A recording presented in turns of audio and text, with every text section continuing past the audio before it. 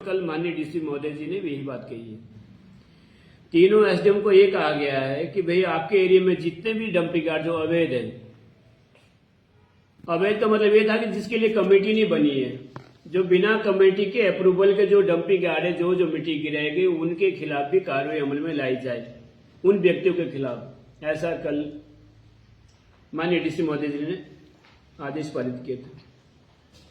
नुकसान की अगर बात करें तो अकेले स्तौन पंचायत में एक कूल के नुकसान की वजह से 3.5 करोड़ रुपए की कूल है, जिसका एस्टिमेट बना रखा है आईपीएच विभाग ने। अकेले स्तौन के लगभग पंप हाउस है जो स्तौन से लेकर और रनाट तक जो खत्म किए इन्होंने, और इतनी लगभग पानी की स्कीम है जो खत्म की है। तो कईयों मैं फिर कहना चाहूंगा कि हमने पिछली बार कहा था कि लगभग 10,000 करोड़ का फाइन अगर लगे तब भी पर्याप्त नहीं होगा। आज भी मैं फिर ये बात कह रहा हूं, मीडिया के माध्यम से सब लोगों तक ये मैसेज जरूर जाना चाहिए, सब लोगों तक ये मैसेज जरूर पहुंचना चाहिए। ठीक है, मुझे वायरल करो नहीं करो, कि खबर तो फेसबुक पे वायरल कर सकते हैं। अगर आप लोगों को डर लग रहा हो ना कि आपके नेता कहेंगे कि नाथूराम की खबर क्यों इस तरह का रहता है, तो मैं ये कहना चाहूंगा केवल उस पर लिख दो ना कि जिस व्यक्ति का जो नुकसान हुआ है, पंचायत प्रधान को बोले, वहां पर वार्ड मेंबर को बोले कितना नुकसान हुआ है। और अभी नई बात ये होगी, कल के बाद बीते कल से वीडियो को भी इसमें लाया गया है। वीडियो पोंटा, वीडियो तिलोड़दार, वीडियो सिलाई, वो भी रहेंगे कि उनकी भी पंचायत की जो स्कीम है, जिन स्कीमों का नुकसान हुआ है, पगडंडी का नुकसान हुआ या वो जो बनवाते बावड़िया बनाते उसका अगर नुकसान हुआ है, शायद उस तरह के पानी के स्टोरेज के लिए भी कुछ टैंक बनाते हैं, अगर उसका नुकसान हुआ वो भी अपनी रिपोर्ट दे। और किसकी निग्लिजेंसी की वजह से? मोर्ट की निग्लिजेंसी की वजह से। एनएल मालविया जो सलाहकार कंसल्टेंसी की, उनकी वजह से पर्यावरण को तो नुकसान हुआ ही हुआ, आम पब्लिक को भी इतना अधिक नुकसान हुआ कि इसे कईयों पीढ़ियां भुगतेगी। ये रोड विकास नहीं विनाश ला रहा है और एक तरीके अपने आप में नासूर बन चुका है जगह जगह। डीसी साहब ने कल ये कहा कि मैं कपूटा रेसो से बैठा था, मैंने सामने गांव देखा, शीला गांव, वो गांव खत्म होने वाला है। और पिछले 4 साल से मैं भी यही कह रहा हूं, शीला जैसे लगभग एक दर्जन से ज्यादा गांव जो बिल्कुल खत्म हो जाएंगे, मटिया मिट मिल जाएगी। मैं बता रहा, इतना बड़ा नुकसान होने वाला है किसकी वजह से? 2 एजेंसियां, मोर्ट और एनएल मालविया कंसल्टेंसी। कल अब जब वहां बैठे थे, मैंने उनको ये कहा कि आप लोग जैसे चाहेंगे हम आपके साथ लड़ाई लड़ने को तैयार है। आप कोर्ट में कहेंगे कोर्ट में लड़ूंगा। पिछले दिनों जैसे मैंने आप लोगों को रोड पे घसीटा, वैसे वो घसीट लेंगे तो मुझे कोई फर्क नहीं पड़ता, मैं रोड पे खड़े होने को तैयार हूं, वहां भी फीता खिंचवाऊंगा उन लोगों से। और अगर आप ऐसे ऑफिस में बैठ के करना चाहो तब भी मैं तैयार हूं। डीसी महोदय कल थे, मैंने कहा सारे हमारे वरिष्ठ अधिकारी है, सारे हमारे रिलेशन वाले, सब यहाँ लोकल है, लेकिन आप लोगों की वजह से मुझे इनसे भी बुरा पड़ना पड़ता है, क्योंकि समाज के लिए हितों के लिए मैं बोलूंगा, और बोलूंगा तो कहीं ना कहीं अधिकारियों को भी लगता है कि ये तो हमारे खिलाफ बोल रहा होगा। मैंने कल भी स्पष्ट ये बात वहां पर की और आज भी मीडिया के माध्यम से बात फिर स्पष्ट कर रहा हूं, नाथूराम चौहान को किसी तरह का लोभ लालच ना है, ना था, ना होगा कभी भी। जज साहब ने मुझे ये पूछा कि आपका घर कितना दूर है, मैंने कहा 10 किलोमीटर दूर है, पर उससे क्या फर्क पड़ता है। मैं कहा मैं रोज उस रोड पे चलता हूं, मेरे रिश्तेदार उस रोड पे चलते हैं। इनसे पूरे जो डीसी साहब थे उन्होंने भी एक बार वैसे पूछा था कि चौहान जी आप क्या चाहते हैं, रोड बने नहीं बने? मैं चाहता हूं रोड बने, लेकिन जैसे डीपीआर में वैसे बने, जैसे लोग चाहते हैं वैसे बने। ये स्पष्ट बात है, सीधी सी बात है। मुझे डराओ, धमकाओ, धमकियां दो, मुझे जो मर्जी करो उससे फर्क नहीं पड़ने वाला। बात वही जो 4 साल पहले कही थी, अब फिर दोबारा वही बात आई है। जो मैंने कोर्ट में कहा वही बात डीसी साहब ने कही है, पानी का नेचुरल फ्लो चाहिए हमें। कहीं पर भी एनएल मालविया ने कुछ फोटो कल दिखाई थी, कोर्ट में भी फोटो दिखाई कि सारी फोटो फेक है। पूरे रोड पे मुझे 1-1 इंच का पता है। एक शिलाई से पहले एक खड है, उस खड को छोड़ करके, स्कूल गांगटोली खड बोलते हैं, उस खड को छोड़ करके बाकी कहीं पर भी इन्होंने कुछ किया नहीं है। वहां पर भी क्या किया कि पहले एक फ्लो चलता था पानी का, कूल थी 6 इंच की कूल थी, जिसमें 6 या 7 इंच पानी आता था। अब उन्होंने वहां पर क्या किया कि आध इंच का काला पाइप लगा दिया। मैंने जज साहब को कहा, कल डी साहब को भी कहा है, नेचुरल फ्लो कहां चला गया? उस आध इंच के पानी को लोग पिएंगे या सिंचाई करेंगे बताए? पहले 6 इंच पानी जाता था कूल में, और उस काले पाइप के अंदर भी पानी है या नहीं है, इसको भी कौन डिसाइड करेगा? पर डी साहब ने कल फिर दोबारा कहा कि सभी तीनों एसडीएम की अध्यक्षता में कमेटियां बनेगी। मुझे तो रहना सभी कमेटियों में, खैर, पर बाकी भी सभी विभागों को, कोई भी विभाग इसमें छोड़ा नहीं जा रहा है, चाहे फॉरेस्ट हो, चाहे वो, अब तो पंचायत को भी इसमें ले लिया है, वीडियो को भी इसमें इन्वॉल्व कर लिया है। तो नुकसान बहुत बड़ा हुआ है। मैं फिर कहना चाह रहा हूं, अब जाके अधिकारी को पता लग रहा है कि नाथूराम चौहान 4 साल से चिल्ला रहा था। क्यों चिल्ला रहा था, किस लिए चिल्ला रहा था?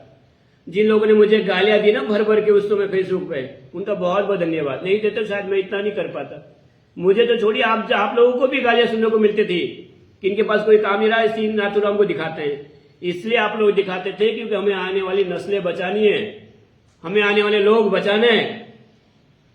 नाथूराम को 10, 20, 50 करोड़ मिल जाएंगे, उससे जिंदगियां नहीं बचने वाली है। नेताओं को 10, 20, 50 करोड़ आपने दे दिया, उससे जिंदगियां नहीं बचने वाली है।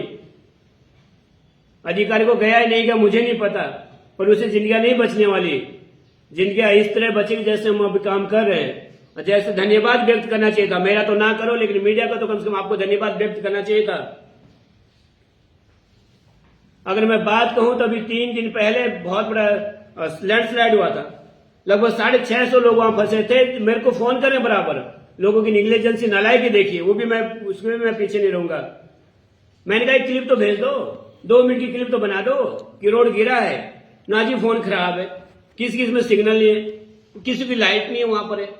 अरे भाई कुछ तो सबूत दो मेरे हाथ में, या मुझे केवल लड़ने के लिए छोड़ा हुआ है? नहीं जी, आप जानो, मैं ही लड़ूं, कोर्ट में मैं लड़ूं, इन लोगों से मैं लड़ूं, नेताओं से मैं लड़ूं, कंपनी से मैं लड़ूं, अधिकारी से मैं लड़ूं, मतलब मुझे ही लड़ना है। ये भी नालायकी की इंतहा है। ये वीडियो बनाने में क्या दिक्कत है, किसी को बताए? वहां पर दूल्हा निकल गया, बाराती वहां रह गए, गाड़ी को छोटी निकल गई, बड़ी बड़ी गाड़ियां उत्तराखंड हो गया, जाने ले गए अगले दिन। उसी इशू को लेकर ठीक 1 हफ्ता पहले हमने वही उसी पॉइंट में मीटिंग भी की थी। हमारे वरिष्ठ पत्रकार बंधु उसमें थे, ऐसे हम कपोटा भी उस दिन थे, तब भी हमने कहा था कि ये चीजें बर्दाश्त नहीं होगी। परसों तो हमने स्ट्रिक्टली कह दिया है, अपना होगा तो अपने ही ना, ठेकेदार तो अपने होंगे सारे, पर जो मरेगा क्या वो पाकिस्तानी होगा क्या? अगर ठेकेदार अपने, कॉन्ट्रैक्टर अपने, तो जो रोड पे चले वो तो अपना होगा। भगवान करे कि ऐसी घटना घट जाए तो। कल डीसी साहब ने भी कहा, हम भी कह रहे हैं, और अधिकारी को सख्त आदेश इस तरह के कि किसी तक निग्लिजेंसी बर्दाश्त नहीं की जाएगी। जितने अंडरकट लगे हैं उन्हें तुरंत ठीक किया जाए। जो मलबा बाहर फेंका उसकी सीमा नहीं। आप इस बार यहाँ तक बरसात में, अगली बरसात में नीचे नीचे नीचे, तो नहीं कहां तक जा रहा है वो। कमरों का जो मलबा है, बड़वास का मलबा है, हैवना का मलबा है, यहाँ नीचे गिरी नदी में आ रहा है वो, 20 फुट जल स्तर उठ गया है। शिलायत की तरफ का टिम्पी का जो मलबा नेड़ा खड़ में नीचे 100 नदी तक जा रहा है वो। लेवल वाटर लेवल उठ गया है, नासूर बन गया एरिया के लिए। वाटर लेवल जब उठेगा तो वहां पर काटेगा, कटाई होगी तो नीचे गांव के गांव नीचे आएगी, जमीनें ध्वस्त हो जाएगी लोगों की। लोग सोच नहीं पा रहे हैं, अभी कल्पना नहीं लोग कर पा रहे कितना विनाश होने वाला है इसके बाद। मुझे नहीं पड़ी कुछ नहीं। बहुत सारे लोग बोलते आजकल नाथूराम जी आप चुप है, आजकल आप कुछ कहते नहीं। मैं आपके घर में आके कहूं क्या? मीडिया में तो रोज बोल रहा हूं। घर में कसर रहेगी कि एक एक सिलाई में जितने लोग उनके घर में मीडिया को लेकर जाऊं, खुद भी लेकर जाऊं, पहुंचू वहां पर, ये कसर बाकी रह गई है। जागो भाइयों मित्रों, जागो। बच्चों की जानें बचानी है, आने वाली नस्लें बचानी, तो जगना होगा। नाथूराम जी कितनी उम्मीद अब लगाएं कि अब नियम कायदे कानून से काम होगा इसका? उम्मीद तो पूरी है। अब तो डीसी साहब ने भी कल स्ट्रिक्ट आदेश दिए, बहुत सख्त आदेश दिए। उम्मीद तो पूरी है, और मैं तो उम्मीद के सहारे ही हूं। मैं फिर कह रहा हूं, मैं मुर्दों के लिए लड़ रहा हूं। मुर्दे पड़े हैं उनके लिए लड़ रहा हूं। हिम्मत देखिए हमारी की, तब भी हम लड़ रहे हैं, उसके बाद भी लड़ ही रहे। और फिर कह रहा हूं, काम करवा के छोड़ेंगे, जो मर्जी हो जाए। मुझे धमकियां मिले, मुझे जो मर्जी हो, मैंने खुली छूट दे रखी, कर लेना जो करना होगा। कंपनियों ने या बाकी लोगों जो करना होगा कर लेना। काम नियम के अनुसार ही होगा और नियम के अनुसार ही काम करवाया जाएगा। मुझे नहीं पता एलन मालविया की कंपनी से कौन थे, सरदार जी कल बैठे, उनको भी बड़ा स्ट्रिक्टली डी साहब ने कहा, लेकिन मैंने भी बहुत स्ट्रिक्टली कहा है कि उनके सिग्नेचर के बिना 1 रुपए की पेमेंट नहीं हो सकती। कोर्ट में भी उनके सिग्नेचर लगे वहां पर। सारा फ्रॉड हो रहा है, सारा गलत हो रहा है। आप लोग सबका बहुत बहुत धन्यवाद, आपने इश्यू उठाया। मैं इसलिए यहां पर भी प्रेस वार्ता कर रहा हूं क्योंकि आपके सहयोग के बिना यह होना संभव नहीं था। आपके भी बहुत बहुत धन्यवाद, जिनके जब उनके ऊपर मुसीबत आती है, जब बीतती है, तब उन्हें पता लगता है कि हाँ मीडिया वाले ठीक कह रहे थे या नाथूराम ठीक कह रहा था। वो नौबत ना आए, हम ये चाहते हैं। हमें भी दुख होगा, किसी का घर का लाल जाएगा, किसी का घर मकान जाएगा, किसी की जमीन जाएगी, किसी का कुएं बावड़ी जाएगी, तो हमें भी दुख होगा। बहुत बहुत धन्यवाद। डीसी साहब ने, कोर्ट ने भी एक निर्देश दिया इससे पहले, तो उसके बाद मैंने यहाँ भी प्रेस वार्ता की थी, यहाँ भी प्रेस वार्ता की थी। मैंने तब भी ये कहा था कि डीसी साहब, उसके बाद ही डी साहब ने, उसी दिन की हमारी बात हुई थी, डी साहब ने कहा कि 15 तारीख से और 20 तारीख के बीच में एक मीटिंग बुलाने वाले और सबको इसमें रखेंगे। तो जो डीसी साहब ने वही ऑर्डर पढ़े, एनजीटी के ऑर्डर पढ़े कि ऐसे करके आप लोग, हाँ खासकर इनको पॉल्यूशन कंट्रोलर को खासकर कहा डी साहब ने कल कि तगड़ा जुर्माना ठोको। वो कहते हैं कि कंपनी को तो आसान ही, शायद हाईकोर्ट ने भी फैसला सुना है, हिमाचल हाईकोर्ट ने, कि क्या फर्क पड़ता है, कंपनी ने मलबा बाहर डाल दिया, 10-20 लाख का चलान हो गया, क्या फर्क मुझसे पड़ रहा है। तो डी साहब ने कहा कि तगड़ा ठोको, पता लगे इनको कि हाँ। अब तो हाईकोर्ट, शिमला हाईकोर्ट भी बड़ा सख्त हो गया इसके ऊपर। हाँ जी, अवैध माइनिंग भी हो रही है और उसमें नाम हमेशा मंत्री जी का सामने रखा जाता है कि मंत्री बहुत, लेकिन जहां तक मुझे लगा कि मंत्री जी इन चीजों के लिए शायद परमिशन नहीं देते, वो कहते भी नहीं कभी कि हाँ ये सब चीजें करो, पर नाम मंत्री जी का भी बदनाम हो रहा है। और कहीं ना कहीं मुझे लगता है कि मंत्री जी ने भी डीसी महोदय जी को उनके कान में बात डाली है कि मुझे भी बदनाम करवाया जा रहा है साथ में। शायद इसीलिए डीसी साहब ने भी बड़ा स्ट्रिक्टली कल कहा है कि ये सब चीजें बंद होनी चाहिए, चाहे अवैध माइनिंग हो चाहे अवैध डंपिंग हो, पूर्ण तरीके से बंद होनी चाहिए। लोगों से ये भी निवेदन करूंगा, आपको कहीं भी दिखता है कोई मलबा बाहर फेंक रहा है, फोटो तो खींच सकते हो भाई। आपको कहीं लगता है कि कोई ऐसी गतिविधि हो रही है, उसको फोटो तो खींच सकते हो, कोई आपका नाम नहीं लेगा, फोटो भेजिए। हाँ, जिनको डर है ना थोड़ा बिकने वाला, तो बिकने वाला है नहीं, कोई माइकल वाले पैदा नहीं हिंदुस्तान जो खरीद पाए अभी तक। आपको डरने की जरूरत नहीं है, सहयोग करने की जरूरत है सब लोगों को, मदद करने की जरूरत है सब लोगों को। बहुत बहुत धन्यवाद आप सब लोगों को।